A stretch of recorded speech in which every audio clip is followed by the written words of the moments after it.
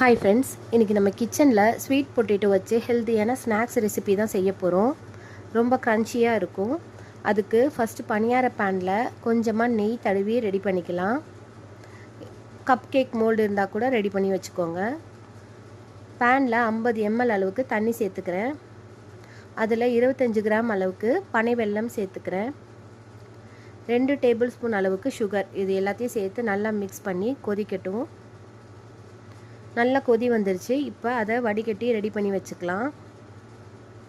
ஒரு பவுலில் நிறைய தண்ணி எடுத்திருக்கேன். நான் இன்றைக்கி 250 கிராம்ஸ் அளவுக்கு சர்க்கரைவள்ளி கிழங்கு எடுத்திருக்கேன். அதை கிரேட்டர் வச்சு கிரேட் பண்ணி எடுத்துக்கலாம். ரொம்ப தின்னாக இல்லாமல் கொஞ்சம் பெருசாக இருக்கிற மாதிரி கிரேட் பண்ணிக்கோங்க. இப்போ எல்லாத்தையும் நல்லா துருவுனதுக்கப்புறம் அதை அலசி எடுத்துக்கலாம். கொஞ்சம் கூட ஸ்டார்ச் இல்லாமல் இருக்கணும். 2-3 தடவை அலசி எடுத்துக்கிறேன். தண்ணியை நல்லா வடிய வச்சுக்கலாம், இல்லாட்டி புளிஞ்சு கூட எடுத்துக்கலாம். இப்போ ஆயில் நல்லா சூடாயிருச்சு. சூடானதுக்கப்புறம் நம்ம ரெடி பண்ணி வச்சுருக்க சர்க்கரைவள்ளி கிழங்கு சேர்த்துக்கலாம். நான் இன்றைக்கி பெரிய கடாய் எடுத்ததுனால ஃபுல்லாக சேர்த்துக்கிறேன். நீங்கள் 2 பேட்சாக கூட சேர்த்துக்கலாம்.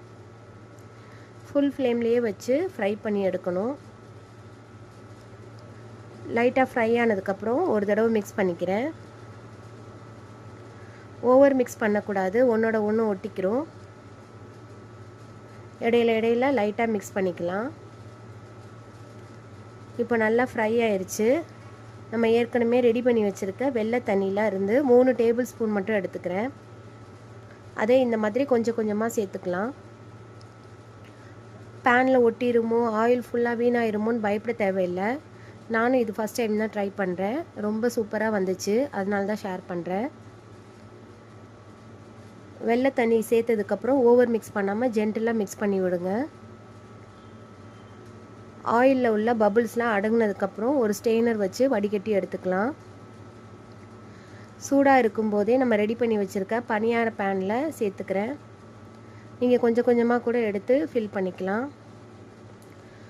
ரொம்ப ஜென்டிலாக ப்ரெஸ் பண்ணி விட்டுக்கணும். ரொம்ப அதிகமாக அழுத்தம் கொடுத்தா ஹார்ட் ஆயிரும். இது உடனே செட் ஆயிரும். எடுத்துடலாம். எடுக்கும்போதே தெரியுது எவ்வளோ கிறிஸ்பியாக இருக்குது பாருங்கள்.